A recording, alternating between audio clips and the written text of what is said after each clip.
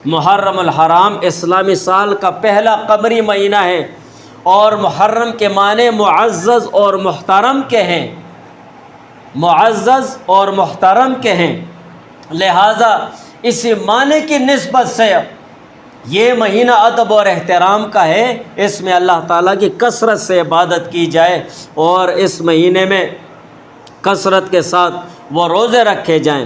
اسلام میں ان مہینوں کی عظمت اور حرمت اور زیادہ ہو گئی، اور اسی طرح ان مہینوں میں جو عبادت بھی کی جائے تو وہ قبول تر ہوتی ہے، اللہ تعالیٰ اس کو اپنے فضل سے قبول فرماتے ہیں اور اس کا اجر ثواب بھی بہت زیادہ عطا فرماتے ہیں۔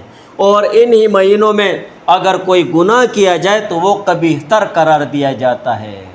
تھانی صاحب رحمہ اللہ تعالیٰ فرماتے ہیں متبرک اور اسی طرح متبرک اوقات میں گناہ کرنا اس کی برائی شدید تر ہو جاتی ہے۔ اسی طرح متبرک مقامات کو بھی قیاس کیا جا سکتا ہے۔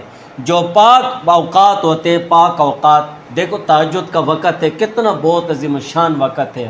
اسی طرح 5 وقت نمازوں کے جو اوقات ہیں، قرآن میں اللہ تعالیٰ نے ان کا ذکر فرمائے، کتنی قیمتی اوقات ہیں۔ تہجد کا وقت ہو گیا۔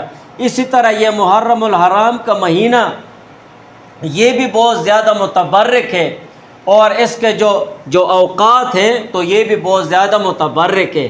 ان میں جو عبادت کی جائے اس کا اجر ثواب اللہ تعالیٰ زیادہ عطا فرماتے ہیں، اور ان میں جو گناہ کیا جائے تو وہ بہت زیادہ برائی اور بہت زیادہ شدید برا ہو جاتا ہے، سخت گناہ ہوتا ہے۔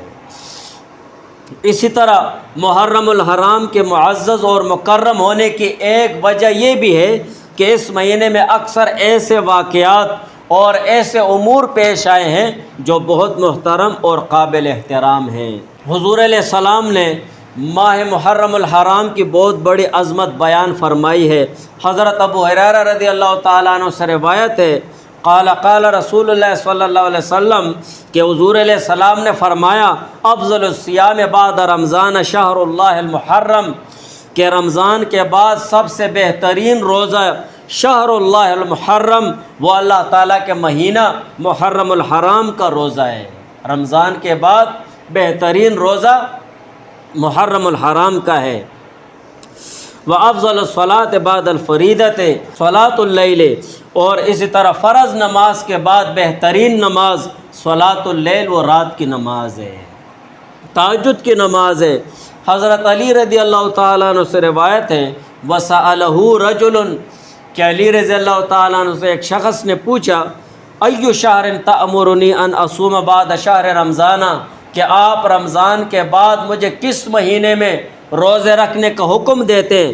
فقال له، تو شخص کو علی رضی اللہ تعالیٰ عنہ نے فرمایا ما سمعت احدا يسأل عن هذا الا رجلا سمعته، کہ ایسے سوال کرنے والا میں نے کسی کو بھی نہیں دیکھا ہے مگر ایک شخص کو میں نے دیکھا، سمعته يسأل رسول اللہ صلی اللہ علیہ وسلم، میں نے دیکھا کہ ایک شخص نے حضور علیہ السلام سے سوال کیا، وَأَنَا قَائِدٌ عِنْدَهُ، اور اس وقت میں حضور علیہ السلام کے پاس بیٹھا ہوا تھا۔ فقال، تو شخص نے کہا یا رسول اللہ ایُّ شَهْرٍ تَأْمُرُنِي أَنْ أَصُومَ بَعْدَ شَهْرِ رمضان، کہ آپ مجھے رمضان کے مہینے کے بعد کون سے مہینے میں روزہ رکھنے کا حکم دیتے ہیں؟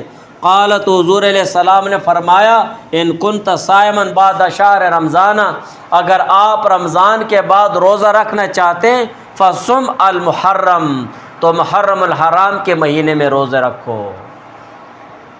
فإنہ شہر اللہ، اس لیے کہ محرم الحرام یہ اللہ تعالیٰ کا مہینہ ہے، فیہ یوم، اس میں ایک ایسا دن ہے، تاب اللہ فی علی قوم، کہ اللہ تعالیٰ نے اس دن ایک قوم یعنی بنی اسرائیل کی توبہ قبول فرمائی۔ اس میں ایک ایسا دن ہے 10 محرم الحرام، 10 محرم الحرام کا دن مراد ہے یوم عاشوراء، تاب اللہ فی علی قوم، جس میں اللہ تعالیٰ نے بنی اسرائیل کی توبہ قبول فرمائے، وَيَتُوبُ فِي عَلَىٰ قَوْمٍ آخَرِينَ، اور دوسرے لوگوں کی توبہ قبول فرمائے گا۔ تو محرم الحرام یہ بہت برکت اور عزت اور احترام والا مہینہ ہے۔ اسی طرح حضرت انس رضی اللہ تعالیٰ عنہ سے حضور علیہ السلام کا ارشاد نقل ہے کہ جس نے محرم الحرام کے 3 دن جمعرات جمعہ ہفتہ روزہ رکھا اس کے لیے 60 سال کی عبادت کا ثواب لکھ دیا جائے گا۔ تو اس مہینے میں روزوں کا اہتمام کثرت کے ساتھ ہونا چاہیے۔ حضرت ابن عباس رضی اللہ تعالیٰ عنہما سے روایت ہے، قال رسول اللہ صلی اللہ علیہ وسلم کہ حضور علیہ السلام نے فرمایا، من صام یوم عرفۃ کان لہ کفارۃ سنتین، کہ جس نے یوم العرفہ کو روزہ رکھا تو اللہ تعالیٰ اس کے 2 سال کے گناہوں کو معاف فرما دیں گے۔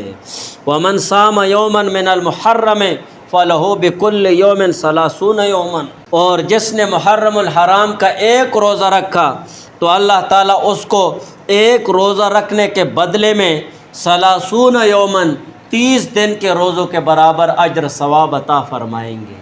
اتنی بہت بڑی فضیلت ہے۔